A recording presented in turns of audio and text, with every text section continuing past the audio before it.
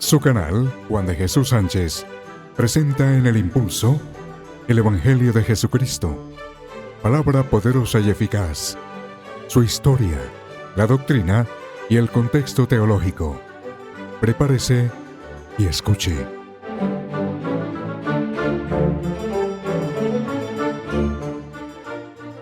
La familia de Dios.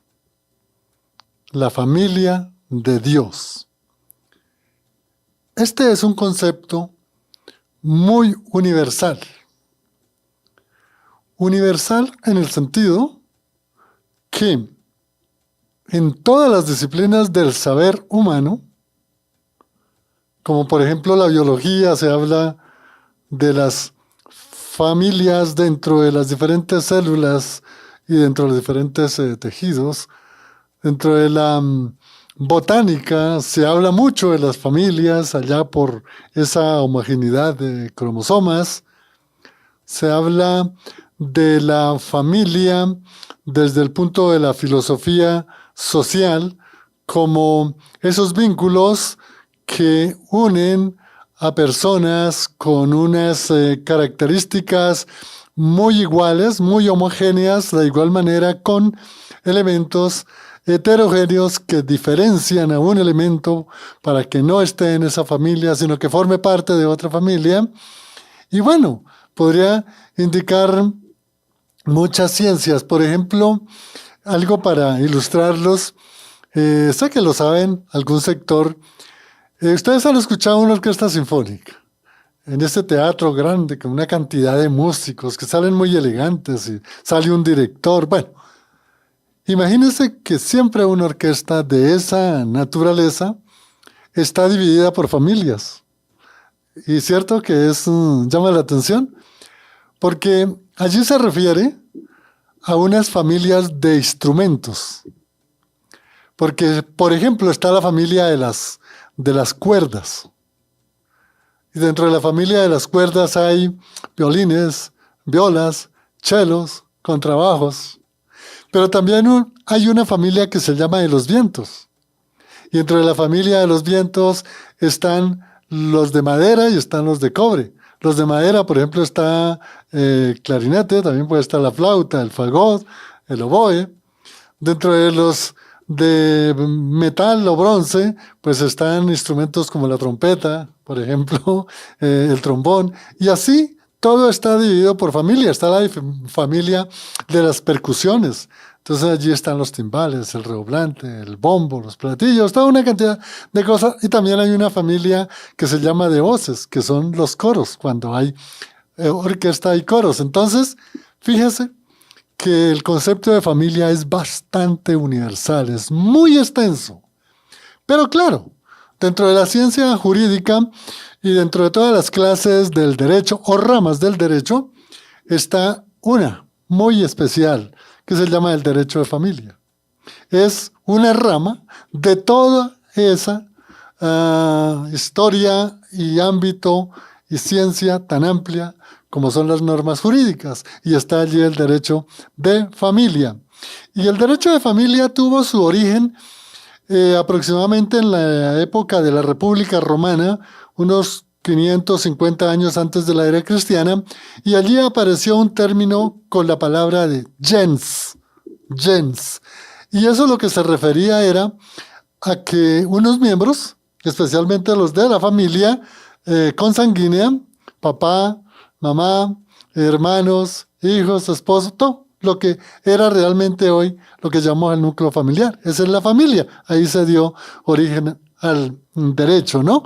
Pero lo que hoy vamos a hablar fundamentalmente es, en verdad, la familia de Dios.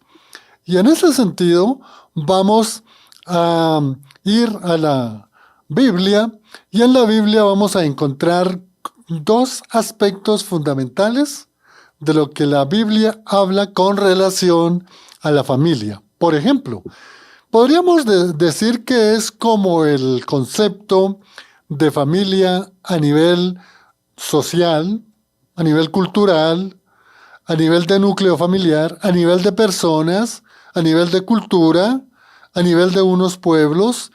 Y entonces allí podemos encontrar en el Antiguo Testamento ese concepto de familia, pero desde el punto de vista de la cultura.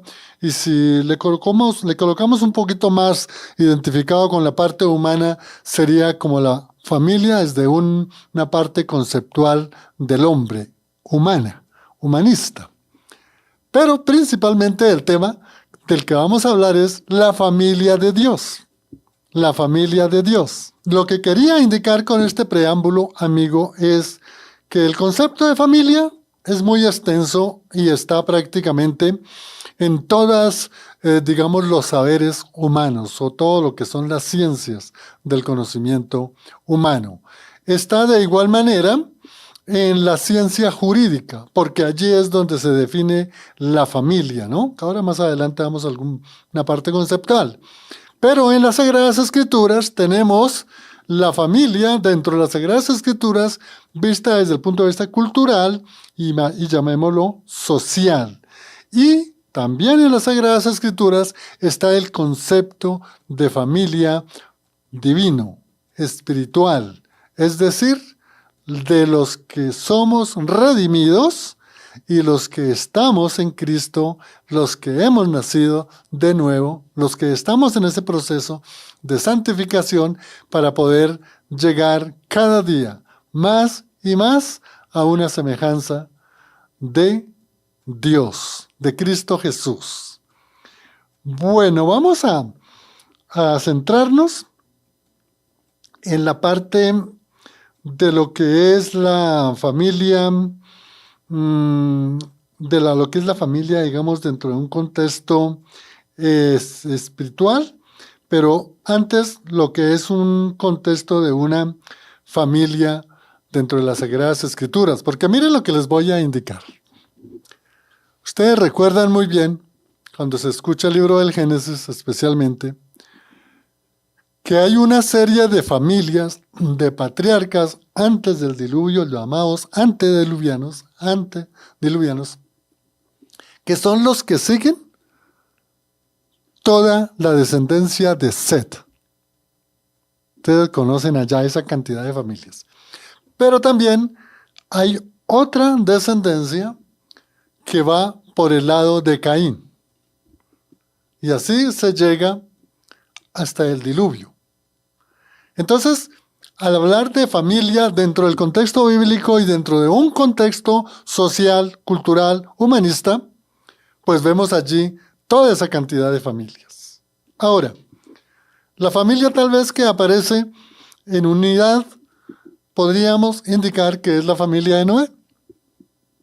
Lo sabemos muy bien por el texto bíblico, por lo que se ha relatado del diluvio, que allí estaba Noé con su esposa, estaban sus 3 hijos, pero los 3 hijos estaban con sus 3 esposas. Se fija que esa es una familia desde el punto de vista cultural, sociológico, desde el punto de vista de un grupo social, un grupo humano. Hay muchos ejemplos, pero vayamos adelante. La familia que desciende de Abraham. Entonces hoy tenemos en el mundo, y desde esa época de Abraham, toda una descendencia de 2 grandes familias. Recordemos que Abraham tuvo 2 hijos. El hijo con la esclava Agar, que es Ismael, y el hijo de la promesa con Sara, que es Isaac.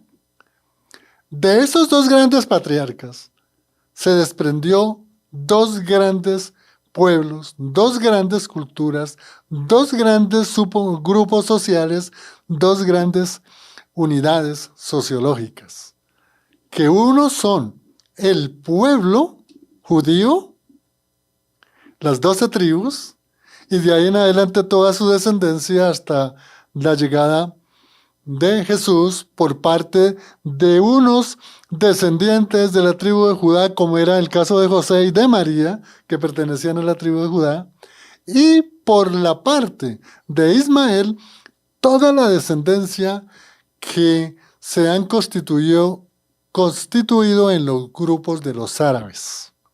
de todos los pueblos árabes, de lo que hoy se llama en la modernidad la Liga Árabe, que son muchos pueblos, muchas naciones. Entonces mire que ahí vemos realmente dos grandes familias, las que vienen por Isaac y las que vienen por Ismael. Bueno, podríamos hablar de la familia por excelencia que narra las Sagradas Escrituras. Estamos dentro de un contexto cultural, social, humanista, ¿no? Que es precisamente las 12 tribus de Israel. Y las 12 tribus de Israel emanan de los hijos que Dios dio a Jacob. A Jacob. Y ahí estaban los hijos de Jacob, con algún cambio que hubo posteriormente, en la que los dos hijos de José, porque José formaba parte de la tribu, ahí hubo un cambio porque dice el texto que Jacob tomó a los dos niños, hijos de José, los sentó en sus piernas, cada uno en un lado, bendijo a uno. Los nombres eran Manasés y Efraín. Entonces fíjese que de ahí viene toda la familia de las 12 tribus de Israel. A veces algunos biblistas hablan de la familia, por ejemplo, de los patriarcas. Entonces, cuando hablamos de los patriarcas, estaría tomando desde Noé, Abraham, Isaac, Jacob, José, Josué, incluso Moisés, esos grandes padres, esos grandes patriarcas, no, paters, padres. Entonces, también a veces se habla de toda esa familia de profetas. Y no solamente de los 5 profetas especiales o de los grandes que habla la Biblia, empezando por Jeremías hasta Daniel, sino se habla también de otros profetas antes, como fue el caso de Elías, el caso de Elí, y otros profetas, como es el caso de Samuel. Es como la familia de los profetas, digamos que es una familia con un vínculo en unidad de lo que Dios los utilizó, llamados para que fueran unos proclamadores del mensaje de la palabra inspirada y revelada por Dios. Y así podemos hablar dentro del Nuevo Testamento, pues ya vino una familia que era la de los 12 apóstoles, ¿sí?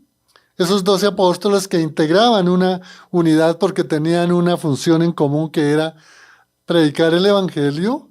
También se puede hablar de todas esas familias de iglesias que fueron fundadas por Pablo desde la península turca, macedónica, itálica, incluso ibérica. Todas esas familias de esas iglesias de esa época.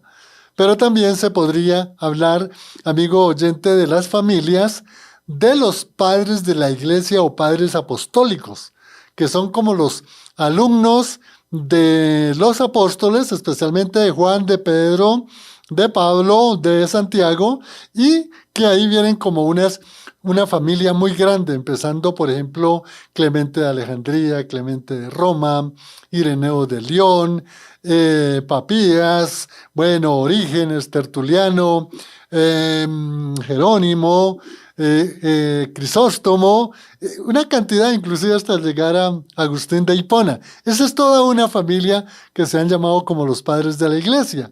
Eso quería indicarles para que ustedes tengan una claridad de que el concepto de familia sociológico, llamémoslo así, dentro de las Sagradas Escrituras realmente es bastante amplio.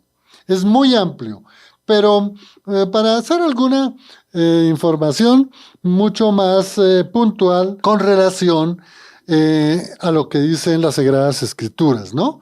Por ejemplo, hagámonos esta pregunta.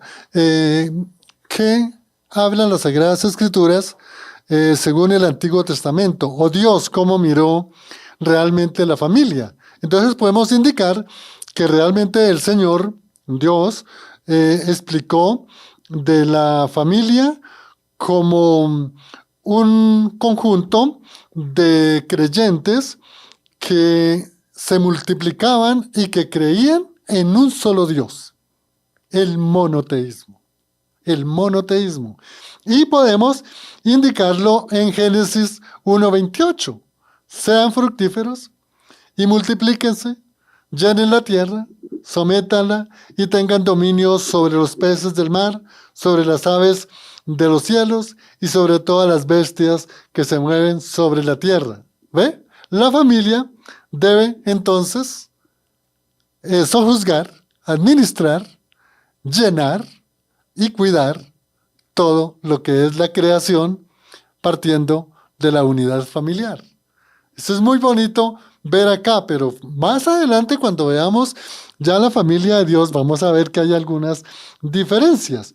De igual manera, podríamos decir, por ejemplo, a ver aquí en el Salmo 127, se dice que el Salmo 127 dice que hay que tomar por bendición todos los hijos que llegan, porque es la herencia que viene de Dios por parte de los padres, que es una recompensa para darle la gloria a Dios como creador y que indica que aquí realmente esta es la familia que Dios ha llamado para llenar la tierra, para administrar la tierra, para cuidar la tierra y para siempre darle la gloria a Dios. Entonces fíjense que ahí tenemos toda una cantidad de versículos que nos hablan lo que es realmente la familia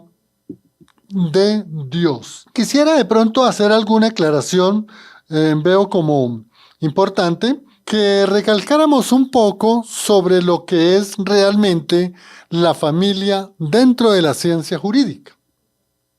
Dentro de la ciencia jurídica hay una rama, como lo indiqué en la parte introductiva, llamada el derecho de familia. Y dentro del derecho de familia hay otra rama que es precisamente el derecho de la infancia y la adolescencia. En otras palabras, digamos que es el derecho del menor. Pero hay que tener mucho cuidado en que este concepto jurídico sociológico hace resaltar en primer lugar que una familia de esta naturaleza se distingue porque hay una autoridad. Hay una autoridad. Estamos hablando dentro del ámbito sociológico y normativo de la ciencia jurídica como rama del derecho. Hay una autoridad. Y también dentro de esas normas de la familia social, jurídica, hay toda una serie de tipos de familia. Entonces, digamos que el núcleo familiar que está integrado por papá, mamá, hijos, ese es el núcleo familiar y es lo que se llama precisamente una familia sanguínea. Pero también hay unas familias colaterales que se amplían. Entonces ya aquí no solamente está el papá, la mamá, los hijos, sino que están los abuelitos paternos, abuelitos maternos, están los tíos, están los primos, están los sobrinos. Va ampliando la familiaridad, ¿no? Hay un elemento común que es la consanguinidad. También hay otros tipos de familia, que es, por ejemplo, lo que se llama hoy las familias compuestas.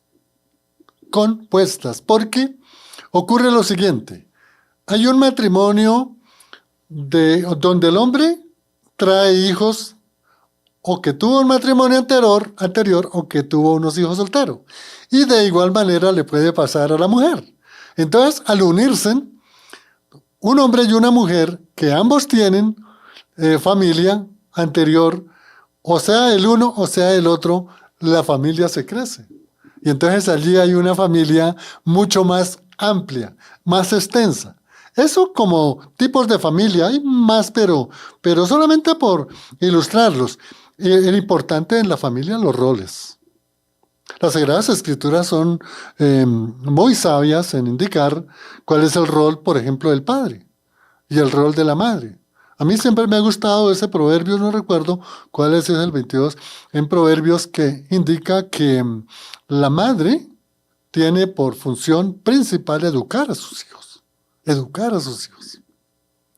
Y por función principal, el padre ser el sacerdote de la casa, es decir, el que va orientando a la familia, seguir el camino de Dios, seguir las buenas costumbres, seguir una profesión ejerciéndola con todas las normas éticas y morales. Eso es muy bonito hablar de los roles. Hay una característica, o mejor, una institución fundamental que da origen al vínculo matrimonial, que es precisamente la institución o ceremonial o mandamiento para algunos del matrimonio. Eso es importante. Y también hay un elemento bastante lamentable, hoy ocurre mucho en la contemporaneidad, que es precisamente la parte de la disolución o interrupción del vínculo matrimonial, que es el caso del divorcio. Dentro de la familia hay características muy importantes que hoy se miran, y es la parte de la violencia. También hoy en las familias contemporáneas hay que manejar la igualdad de derechos tanto del hombre como de la mujer. ¿Por qué hice referencia, amigo, a estas características de lo que es la familia, digamos, de la parte del mundo, del ámbito de la sociología y de la parte jurídica? Sociológicamente siempre decimos que la familia es una institución social, común a todas las sociedades, a todas las razas, a todos los pueblos, a todos los grupos sociales, mediante la cual se produce una serie de vínculos para una supervivencia y para una unidad en la formación, en la educación y en la parte de la convivencia de los afectos. Esto es importante.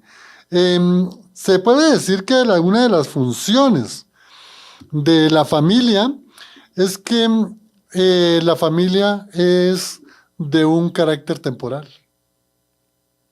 Mire que si bien es cierto, subsisten esas familiaridades y esas descendencias, pues la familia esencial, que es el núcleo, pues va desapareciendo. En mi caso ya murió mi papá, murió mi mamá, entonces el núcleo que ellos formaban con sus hermanos, sus tíos, ya también todos ellos murieron. Ahorita estamos mis hermanos, mis hermanas, y ya en el caso mío han muerto 3 personas, ahí vamos muriendo, entonces ya vienen después mis hijas y mis hijos, entonces se van formando, pero eso se habla sociológicamente que es algo temporal, ¿no? Pero lo más importante es que hay que tener en cuenta es que la familia es una institución social común a todas las culturas, a todos los pueblos, a todas las razas, a toda la humanidad. Tiene un propósito que es precisamente la de cohesionar, la de unir todos los miembros de una descendencia, ¿no? Y tiene un punto, digamos, de finalidad, de carácter biológico, que es la reproducción, ¿no? Uno se casa para tener hijos, uno se casa para tener una familia, para que ellos tengan otras familias. Habrán familias especiales por muchas circunstancias que de pronto no tienen hijos, pero tienen a sus padres y entonces están formando de la familia. Ese es como el propósito biológico de una familia, ¿no? Digamos esa parte que les hablé de lo que fue Génesis 1:28, muy importante tener en cuenta, y lo que es el Salmo 127, que hablan precisamente de la unidad familiar como grupo social bíblico. Grupo social bíblico. Hice esa explicación un poco extensa en el primer segmento para que podamos entender lo que es la familia a nivel de las ciencias del saber humano. Lo que es la familia ya dentro del texto bíblico con un elemento social, cultural y humano. Ahora vamos a mirar, a examinar lo que es la familia de Dios. Muchos textos hablan de la familia de Dios. Pero vamos a empezar por recordar el texto que está en el Evangelio de Juan, capítulo 1, versículo 12. porque este nos da la base esencial bíblica, teológica, para entender lo que es la familia de Dios, lo que es una familia espiritual. Y en el versículo 12 del capítulo 1 del Evangelio de Juan, un versículo que todos los que hemos llegado a los pies del Señor, tal vez es el primero que nos lo enseñan. Dice, mas a todos los que le recibieron, a los que creen en su nombre, les dio la potestad de ser hechos hijos de Dios. Vamos a tener aquí un elemento fundamental. ¿Quiénes son los hijos de Dios? Y entonces vamos a responder con el mismo texto, el mismo versículo. 1. A aquellos que han recibido a Cristo como Señor y Salvador. Es un elemento que hay que tenerlo en cuenta. 2, que está en el mismo texto. Aquellos que creen en que Jesús es Dios hecho hombre, como lo dice el versículo 14 del mismo capítulo 1 del Evangelio de Juan, el Verbo se hizo carne. Dios hecho hombre. Eso es lo que nosotros tenemos que creer. ¿Qué más? Por extensión y exégesis de este mismo texto. Aquellos que creen que Jesús fue a la cruz para cargar todas nuestras iniquidades, todos nuestros pecados y justificarnos de nuestras iniquidades, de nuestras maldades, de nuestros pecados. En palabras sencillas, Jesús fue a la cruz y murió y derramó su sangre por todos los pecados nuestros. Eso es lo que tenemos que creer. No puede faltar. Eso es lo que uno tiene que creer. ¿Qué debemos creer? Que el poder de la palabra de Dios y el poder de Dios, el Espíritu Santo, lo levantó de la sepultura. Es decir, la resurrección. Tú no puedes en ningún momento dudar que Cristo no haya resucitado. No puedes dudar. Tienes que creer firmemente. Y tienes que creer con una cantidad de pruebas, que de pronto lo vamos a ver en otro programa. Todo el sinnúmero de pruebas que hay cuando Jesús resucitó, y que no solamente son los testimonios de haberse presentado ante muchas personas, especialmente los apóstoles, durante más de 10, 11 veces, sino que hay otras pruebas. Hay otras pruebas de los mismos sumos sacerdotes, de los mismos soldados que guardaban o prestaban vigilancia a la tumba. Y muchas otras pruebas, Entonces, lo que indica, amigo, este versículo, como dije, para empezar, es que tú no puedes dudar que tú formas parte de la familia de Dios cuando has nacido de nuevo, cuando tienes una vida regenerada, una vida nueva. Tú eras adúltero, ya no eres adúltero. Tú eras codicioso, ya no es codicioso. Tú murmurabas, ya no murmura. Tú eres desordenado en su vida, ya no lo es.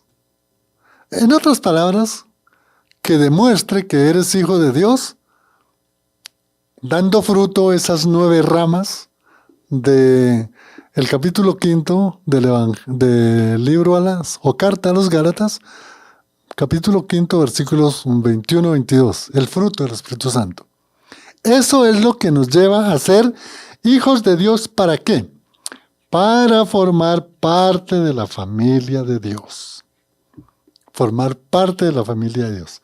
Sigamos hablando de otras cosas que nos puntualizan acá el documento que he elaborado. La familia de Dios, según la Biblia, se refiere a la comunidad de creyentes que han sido adoptados por Dios como hijos suyos a través de la fe en Jesucristo. Es lo que estaba explicando anteriormente. Sigue diciendo, a continuación, podemos entender que formar parte de la familia de Dios, siendo hijo de Dios, hay que mirar algunos aspectos fundamentales, esenciales, llamémoslo características, llamémoslo roles, llamémoslos elementos, llamémoslos formas, para uno entender cuando uno es familia de Dios o que forma parte de la familia de Dios. Entonces, en primer lugar, miremos que hay que entender la familia de Dios una unidad. Y esa unidad, que es la familia de Dios, que es una sola, que es por la fe en Cristo Jesús, tenemos que tener claridad que formamos parte de la familia de Dios porque recibimos a Cristo y creemos en Él. Pero hay que entender que formamos parte de la familia de Dios porque formamos parte del cuerpo ¿de qué? De Cristo. ¿Cuál es el cuerpo de Cristo? La iglesia. Pero aquí vamos a mirar la iglesia como una unidad espiritual, una unidad universal y una unidad invisible. Bueno, está como complicadito, pero no, es sencillo. La iglesia invisible, la iglesia espiritual, la iglesia universal es todo el conjunto de redimidos que forman parte del cuerpo de Cristo. Tengan en cuenta esto. Pero hagamos aquí un paréntesis para hacer una explicación. Nunca confundamos, mi amigo, la iglesia como cuerpo de Cristo universal, unidad y espiritual e invisible. Nunca la vayas a confundir con la iglesia local o con la iglesia denominacional o con la iglesia a la reunión donde tú vas, especialmente los domingos. Son distintas. La iglesia como cuerpo de Cristo es todos aquellos que están redimidos en Cristo y forman parte del cuerpo de Cristo. Pero en las denominaciones hay muchos hijos que han nacido de Dios y forman parte del cuerpo de Cristo, de la iglesia universal, de la iglesia invisible. Pero hay muchos que no han nacido de nuevo en la iglesia local. Hay muchos que no han nacido de nuevo, están en ese, digamos, proceso de poder recibir a Cristo y poder nacer de nuevo. Pero lo que quiero decir es que, ojo, no en todas las denominaciones, iglesias locales, está todos allí redimidos. No, habrá muchos. Bendito sea Dios, la gloria para Él. Pero no todos han nacido de nuevo. Esa es la diferencia entre la iglesia universal e invisible que forma el cuerpo de Cristo. La otra iglesia local, la iglesia denominacional, nos reunimos, muchos ya convertidos, muchos nacidos de nuevo, muchos forman parte de la iglesia de Cristo, pero hay muchos que no lo son. ¿Recuerdan la parábola de que crece el trigo junto con qué? Con la cizaña. Entonces, esa es la función o una de las funciones de la iglesia, el de poder a esos que no han nacido de nuevo, a esos que están ahí como candidatos, llamémoslos así, para que realmente nazcan en la iglesia. Y un miembro de una iglesia cuando nace local es porque da fruto, porque le cambió su vida. Es porque a pesar de las aflicciones, a pesar de las cosas que él le ocurran en su vida, pues ya le deja todas esas cargas al Dios Todopoderoso, lo que dice la palabra de Dios. Venid todos los que están cansados y agobiados, que yo os haré descansar. Pero lo que quería recordar es que la iglesia, el cuerpo de Cristo, la familia de Dios, es donde están todos los redimidos, que es el cuerpo de Cristo. La iglesia local, hay muchos redimidos ya que forman parte de la iglesia invisible, del cuerpo de Cristo, pero hay muchos que no han nacido de nuevo y a ellos son los que hay que llevar precisamente para que sean redimidos, para que nazcan de nuevo en Cristo Jesús y forman parte de la iglesia universal. Este es un don de Dios. El nacer de nuevo y el hacernos hijos es un don de Dios que lo hace por medio de la adopción. Sí, como dice Efesios, ¿no? Dice Efesios que somos adoptados por la misericordia de Dios. También lo dice Romanos 14, 17, y que nosotros somos hijos adoptivos. Lo que se habla, ¿no? Somos esas pámpanos o ramas que estamos injertados en el olivo verdadero. Esto es muy importante tener en cuenta. También hay que tener en cuenta que el cuerpo de Cristo, la familia de Dios, es por una herencia. Y por una herencia que hemos recibido por parte de ¿quién? Nosotros los gentiles. La hemos recibido por medio de Cristo Jesús. Porque se dice, somos hijos de Dios y ¿qué? Coherederos con Cristo. Somos herederos, ¿no? Esto es muy importante. Los creyentes son herederos de la promesa de Dios, como lo dice Gálatas 3, 26, 29. Seguimos, está bien importante esto.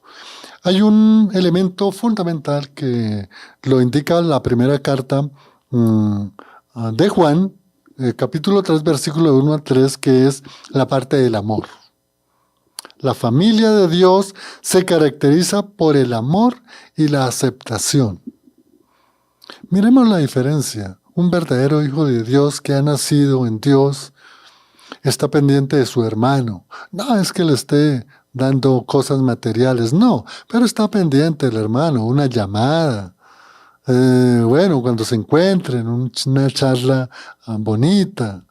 Esas cosas son muy bonitas. A mí me da mucha alegría cuando me encuentro con mucha gente que escuchaban la emisora que yo gerencié y yo no los conozco a ellos sí me conocen. Hermano Juan, venga, qué tal cosa. Y uno dice, vea, tan bonitos, qué amor tan lindo. Eso es lo que debe haber entre la familia de Dios, el amor. Mira, hermanos, a veces somos muy, muy secos, a veces somos muy individualistas, a veces somos muy aislados. A veces uno se encuentra con un hermano en la iglesia y ni se saludan. cosa tremenda. O incluso hayas críticas, ¿no? Y eso lo consigue uno. Pero a esas personas es donde nosotros, que formamos parte de la familia de Dios, tenemos que llamarlos. Sí, hay que llamarlos. La semana pasada me pasó eso con un amigo que fui compañero, líder de la iglesia donde yo nací. Claro, como él es pastor, entonces ahora pasa, y no lo digo por todos los pastores son amables. No me conocía y le dije yo, hola pastor. Ay, qué pena Juan de Jesús, que era que iba. No, sí me conoció, lo que pasa es que a veces, hay que mostrar el amor, que esa es una de las características de los que forman parte del cuerpo de Cristo, de la familia de Cristo. Mire, otras características. ¿Cómo somos miembros de la familia de Dios? Porque tenemos un solo Padre celestial, que es Dios, nuestro Padre. Él es nuestro Padre, como lo habla en Mateo 6:9, ¿no? El Padre Todopoderoso que nos ama. Tenemos a un hermano, coherederos con Cristo, que es Dios hecho hombre, como lo dice Hebreos, el Hijo de Dios y hermano mayor nuestro. También se habla de el Espíritu Santo. El Espíritu de Dios es el mismo Espíritu de Cristo, Jesús, nuestro Señor y Salvador. Es el Espíritu de la Trinidad. Ese es el Espíritu, y precisamente en Romanos 8, 9, 11 se dice que el Espíritu Santo, digamos que el Espíritu de Dios habita en nosotros. Nosotros somos templo del Espíritu Santo porque formamos parte de la familia de Dios y formamos parte del cuerpo de Cristo. También se habla de Efesios 1:15 habla que los que hemos sido adoptados, regenerados por la gracia de Dios, por el amor de Dios, somos hijos de Dios. Este texto de Efesios 1:5 es un paralelo al Evangelio de Juan 1:12, ¿sí? Creemos en Jesucristo como nuestro Señor y Salvador, lo recibimos como nuestro Señor y Salvador. Entonces, en eso, los creyentes, los que formamos parte de la familia de Dios, todos somos creyentes en igualdad. Hay una serie de relaciones entre los miembros de la familia. Miren, hay personas que no les gusta que les diga a uno hermanos. Y realmente sí, somos hermanos porque somos coherederos con Cristo. Entonces los creyentes se consideran hermanos y hermanas por la fe en Jesucristo. Somos hijos de Dios, el Hijo de Dios es Jesucristo, somos coherederos con Cristo, Cristo nuestro hermano. Romanos 8:14-17, así lo explica, ¿no? El poder del Espíritu Santo en unidad con el Padre y el Hijo realmente es el poder divino que nos une a los creyentes. Yo creo que yo siento mucho dolor y siento a veces mucha angustia cuando veo a un hermano que pues está mal, o que ha caído en pecado, o que está desorientado, o a veces los ve uno mal. Entonces uno habla con ellos y los ve uno muy afligidos, muy desorientados. Hermano Juan, ¿qué hago? Ore por mí. Bueno, hermano, venga, oremos, pero empiece orando usted. No, hermano Juan, ore usted que lo escucha el Señor. No, a usted también lo escucha. Entonces, en esa parte de ser esos padres, de esos hermanos espirituales, ayudémonos. Los creyentes pueden tener padres y madres espirituales que los hagamos llevar por el camino de la verdad que es Cristo, ¿no? Así lo dice Tesalonicenses, 1 Tesalonicenses 2:7-12. La parte espiritual. Bueno, a veces tal vez más por costumbre, ¿no? Tanto como por una ordenanza que está en el Evangelio. Uno dice, es mi hijo espiritual, miren, es que este peladito que es pastor es mi hijo espiritual. La Biblia tal vez no habla sobre eso, porque nosotros somos hijos espirituales. Es de Dios por medio de Jesucristo. Es por el Espíritu Santo que Él nos ha dado.